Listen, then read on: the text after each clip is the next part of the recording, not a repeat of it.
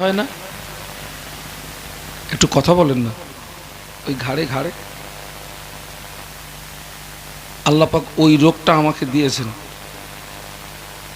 এখন যখন আমি ওয়াজ করি তখন আমার ঘাড়, পিঠ আর শির দ্বারা একসঙ্গে যন্ত্রণা হয়। তো ডাক্তারের কাছে যেতে উনি ওই একটু আগে একজন বাবাজি বলেই দিয়েছেন, উনি আমাকে নার্ভের ওষুধ দিয়েছেন। এখন স্বাভাবিকভাবে নার্ভের ওষুধ খেলে ঘুম লাগে। এই যে আপনারা সারা রাত জেগে বসে আছেন, আপনাদের এই বসা সারতে হবে। আর আমাদের এই রাত জেগে দুটো কথা বলা সারতে হবে যদি আপনারা আমার একটা কথা মানতে পারেন।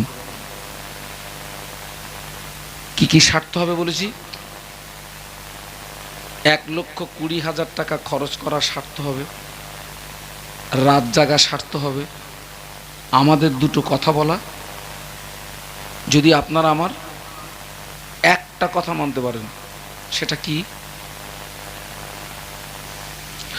সকলে এই নিয়াতে বসুন যে আজকের এখানে যে সমস্ত ওলামারা শরীয়তের মাপকাঠিতে যে আলোচনাগুলো রেখেছেন বা রাখবেন, আমরা আল্লাহর রাস্তে ওই আলোচনাকে মেনে নেব। বলুন আল্লাহুম্মা আমিন। ওয়াজ যদি মানেন তবে আপনার জীবনে উপকার আসবে,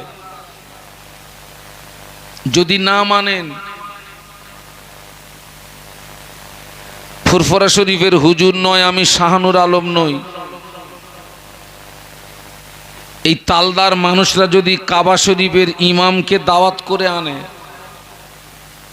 কাবার ইমামের ওয়াজ শুনেছেন, মানলেন না, আমলে আনলেন না,